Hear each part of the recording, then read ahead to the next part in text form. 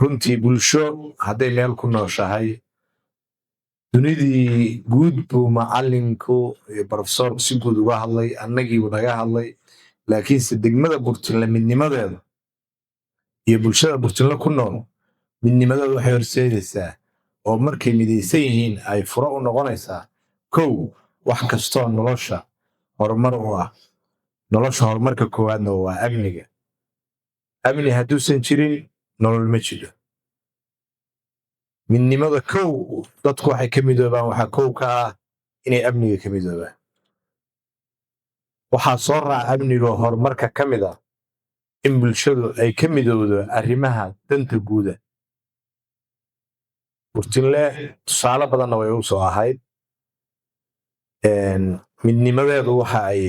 tadhay bulshada dhexdeeda haddana way u tahay midnimadu waxay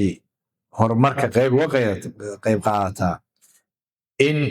dadku hadday midaysan yihiin ay wax badan ay qaban karaan waxay qaban karaan waxa ugu horeeyana waxa weeye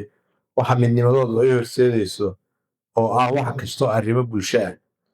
wax kastoo arrimo shakhsi ah oo bulshadeenna maanta degmada burtinle horumarka waxay ku tiirsatay inay midnimadeeda arrimo bulsho ku dhisato waddooyin ku dhisato waxay midnimadeeda ku qabsatay inay ku caawiso dad walaalaheena oo soomaaliyeed oo nala joogay oo dhibbanaa markaa waxay midnimadeeda ku qabsatay inay xarumo dowladeed iyo institution ku dhansataan sheekh cali dadka ugu horreeyo ka mid ahaa isbitaalka burtinle markii ziiri laga bilaabayey oo dhulkiisa ugu horreeyey la bilaabayey midnimada lagu bilaabay shakhsiyaad bay ahaayeen burtinle oo dhan oo u midooday miyiga magaalada intii ka dambaysay iyo intii ka horreysay iyo maalintii degmo qaadatayna dadkii soo joogay ee odayaasha u ahaa midnimay ku jiraan ilaa maalintay tuulo ahayd ilaa maanta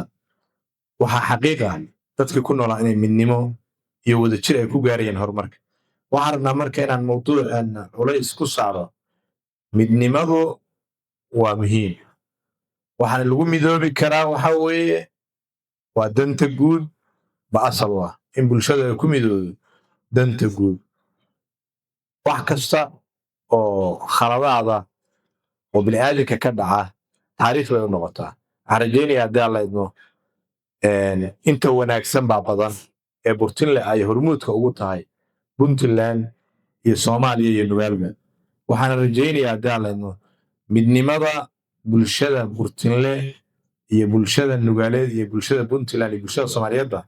inuu horumarku ku jiro khaasatan bulshada reer burtinle waxaan halkan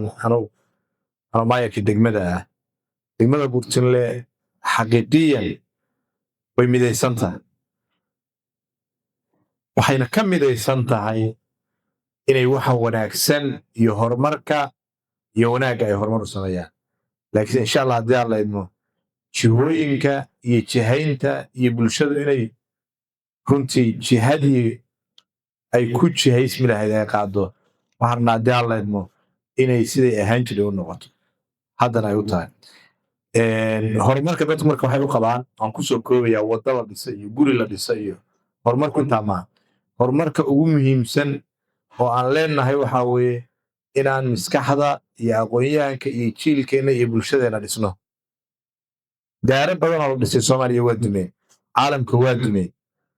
dhul badan oo la dhiso waddooyin badan oo la dhisay waa dumeen laakiinse waxaa la rabaa haddii alla idmo in haddaan nahay degmada burtinle aan dhisno maanka iyo maskaxda bulshadeenna maanka iyo maskaxda bulshadeenna waxaan ku dhisi karnaa inaan yeelanno kulamo badan inaan aqoon-yahankeenna wax weydiinno inaan gudbinno fikradda wax dhisaysa oo lakala dhaxlayo fikradda wax dhisaysa oo lakala dhaxlaya waxa weeye